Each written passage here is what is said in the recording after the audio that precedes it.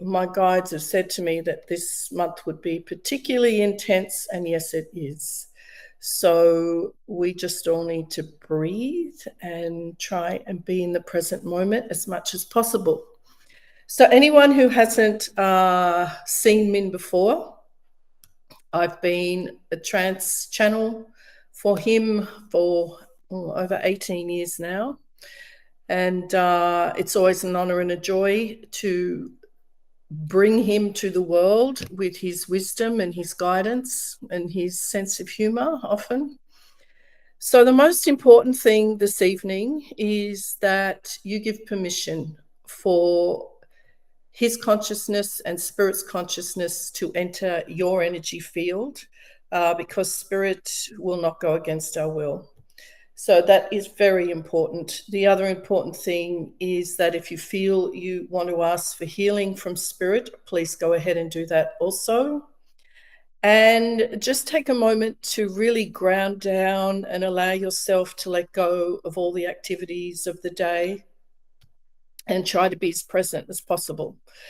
Because it's often not what Min says, it's the energy behind what he says that we need to tap into and soak it up in our hearts, our souls, and our bodies.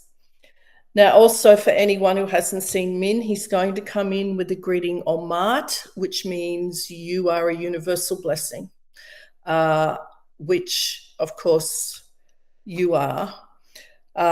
So he's going to begin the transmission with Omat, and he will end the transmission with Omat. Now, what happens in between, I have no idea. And it's always wonderful to see what he feels he needs to share with this particular group. Because when gathering of souls together, it creates a unique frequency of energy.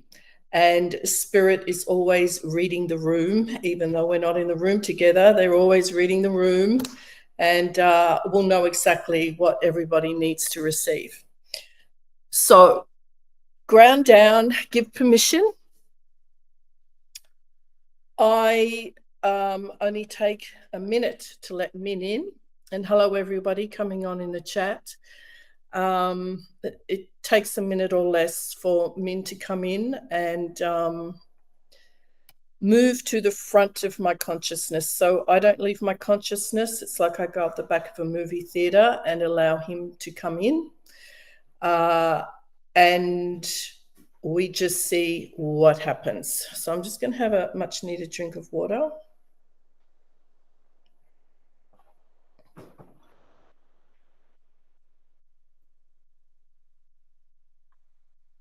And some essence. And you'll just see a figure in the background there in the reflection. That's just my partner, Peter, coming in to soak up the energy, in case you're wondering who that was in the window. Okay. I get these human eyes closed, and I will see you later.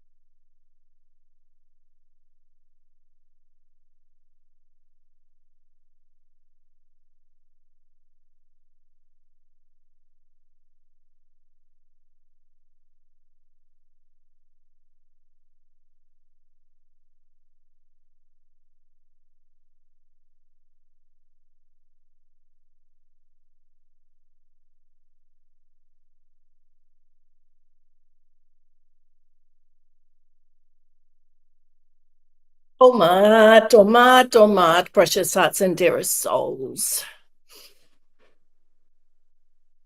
It is always an honor for us to be with you. And some of you may find that hard to believe. And that is one of the reasons we come to humanity at this extraordinary time. Because some of the belief systems you've been given, dear ones, have certainly caused a lot of unnecessary suffering and damage. Now, I use the context of we, because we, the union of love and light, are a collective consciousness, just as you in humanity are a collective consciousness. But what we would like you to truly realize is that you, as souls, as humans, are part of our collective consciousness as we are of yours as a humanity. Now, this may seem like a very fundamental, obvious decree, but it's not, unfortunately. Humanity has been told that it is separate from spirit.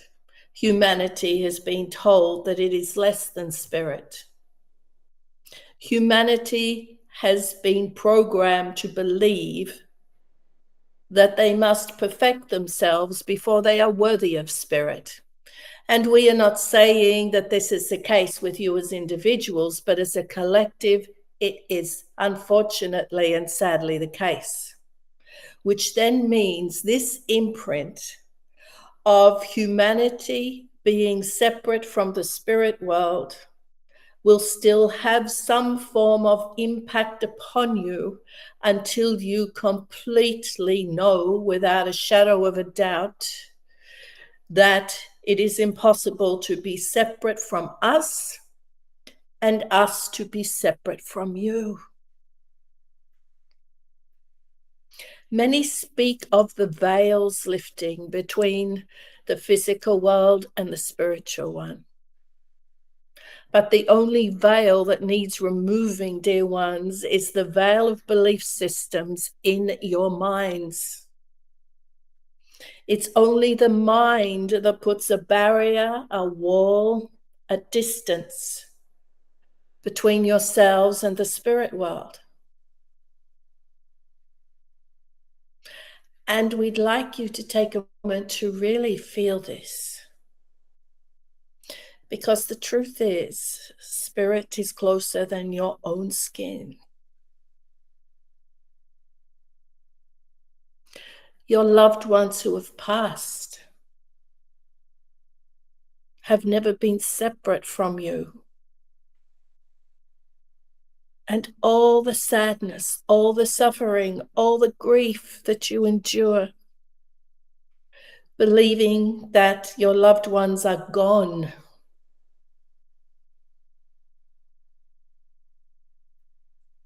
is something that we find very difficult to accept. Because this unnecessary sadness and grief brings us great sadness and grief. Because we are part of humanity. As you are part of spirit.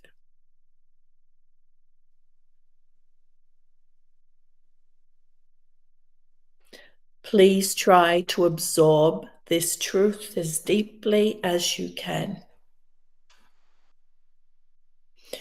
Because, dear ones, this will go a long way to reduce your suffering and your sadness and your loneliness by half, just with the shift of this belief system. Now, every human being is experiencing one of three phases. They are either hurt or healing or healed. That is the energetic state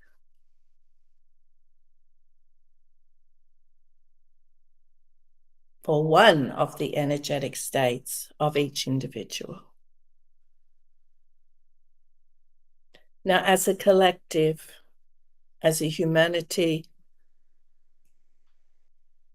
you are hurting.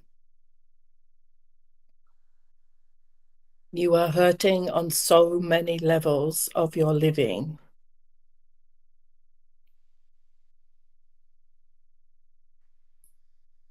Many of you as individuals are healing because you made the decision to change your hurt into an activity of healing, into an intention of healing. And may we say here that your intention to heal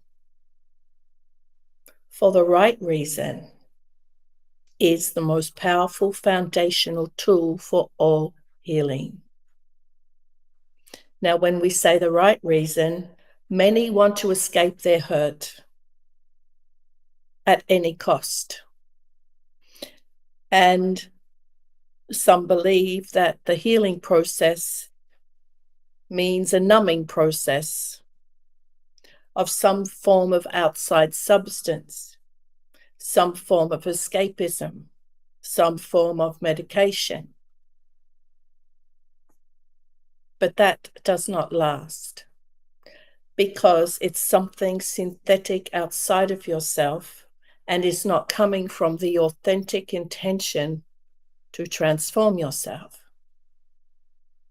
But when you have the authentic intention, the deepest desire to heal yourself, then the healing process has begun immediately. Because your will, your desire, your deepest soul intention is to stop the suffering, to open, to receive. Now, one of the major tools from releasing yourself from hurt to healing, apart from intention, is actually learning to receive. Now, this too may sound simple, but because of the belief systems that have been imprinted within the very cells of your bodies over many lifetimes, that you have to work hard to receive, that you have to sacrifice yourself to receive. When it comes to truly surrendering to receive, whether it be from a healer, from spirit, there can be resistance. And the reason there is resistance, dear ones, is because the mind will tell you, well, weren't we a bit comfortable within the hurt? We could cope with that. It's interesting to note that people that can be in so much distress, so much despair, still cannot find the deep, true intention and desire to heal because the mind keeps telling them that it's more comfortable to deal with what you know than what you don't know. And this too can run deep into the subconscious. So there needs to be investigation into the self on, can you truly feel the deepest desire to heal? And this question will always, if answered honestly, reveal a lot to you. Because the truth is, it doesn't matter to us if you are not honest with yourself, but it certainly matters to you. So you need to reflect on this question and be truly honest with your investigation. And the question is, have I suffered enough yet? And if you come back with the response of, I don't know, you need to go a little deeper into yourself. Because until you can make that decision that you have, and you feel it in your body, in your bones, well, then nothing can truly happen. Not really, not that it's lasting. But we can feel the presence of each of you healing, wanting to heal. So, an important part of this path is the intention and the willingness to investigate everything inside of you.